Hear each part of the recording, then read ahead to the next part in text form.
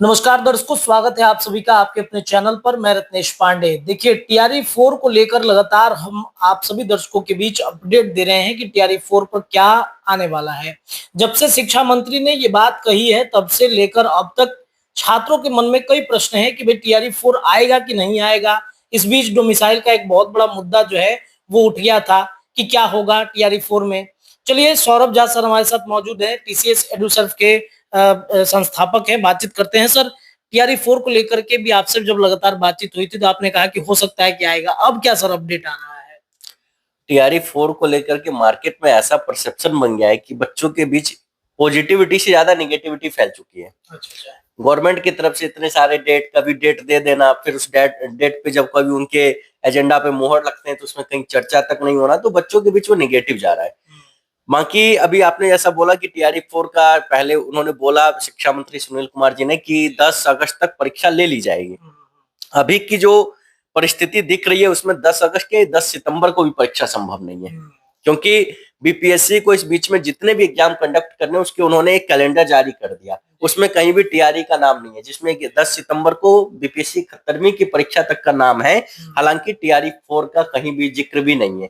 तो इससे बच्चे पूरी तरह से आश्वस्त हो जाए कि उनका एग्जाम सितंबर में भी नहीं होने वाला है।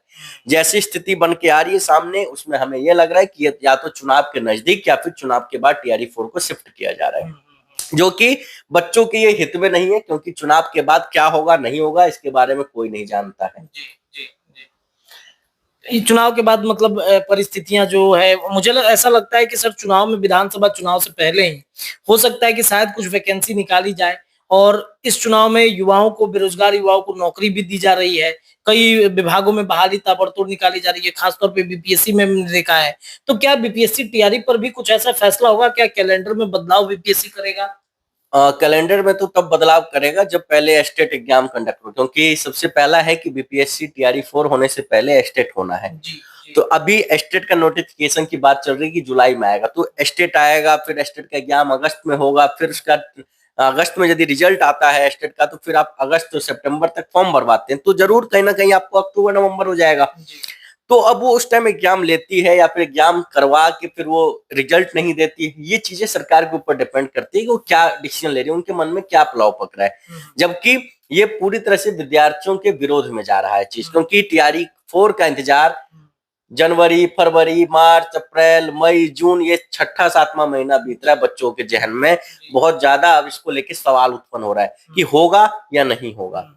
तो सरकार को अपना स्टैंड क्लियर करना चाहिए, खुल के सामने बोलना चाहिए। जो भी उनका टीआरई 4 का है, जो भी कैलेंडर है या डेट है, उसको एक बार वो जाहिर कर दे, ताकि बच्चे उस हिसाब से अपनी तैयारी करते रहें। ऐसे में बच्चों का मनोबल टूट रहा है, वो अपनी तैयारी नहीं कर पा रहे हैं, उनको लग रहा है कि जब आएगा तब करेंगे। कुछ बच्चे जो पूरा तैयारी कर लेते हैं, उसका एग्जाम का डेट नहीं आता है तो फिर वो दूसरे काम में बिजी हो जाते हैं, उससे उनका थोड़ा सा कॉन्फिडेंस लूज हो जाता है। तो ऐसा नहीं होना चाहिए। सप्लीमेंट्री रिजल्ट वाले भी कई छात्र हैं जो चाहते हैं कि अब चलिए रिजल्ट पता नहीं आएगा कि नहीं आएगा तो टीआरई 4 दे दें। उस आस में भी उनका एक कहीं ना कहीं मनोबल टूट रहा है, बहुत ज्यादा टूट रहा है। और सप्लीमेंट्री रिजल्ट मुझे नहीं लगता है कि सरकार की ओर से दी जाएगी, क्योंकि साफ सभी मंत्रियों ने और जो भी अधिकारी लोग हैं साफ उन्होंने बता दिया कि सप्लीमेंट्री रिजल्ट का कोई उम्मीद नहीं है, जो उसमें सीट रह गई है वो टीआरई 4 में ऐड करके दी जाएगी, ये बात उन्होंने बोली है। तो सप्लीमेंट्री रिजल्ट के इंतजार वाले जो छात्र हैं या छात्राएं हैं, उनको ज्यादा बढ़िया है कि वो बीपीएससी टीआरई 4 के एग्जाम की तैयारी करें।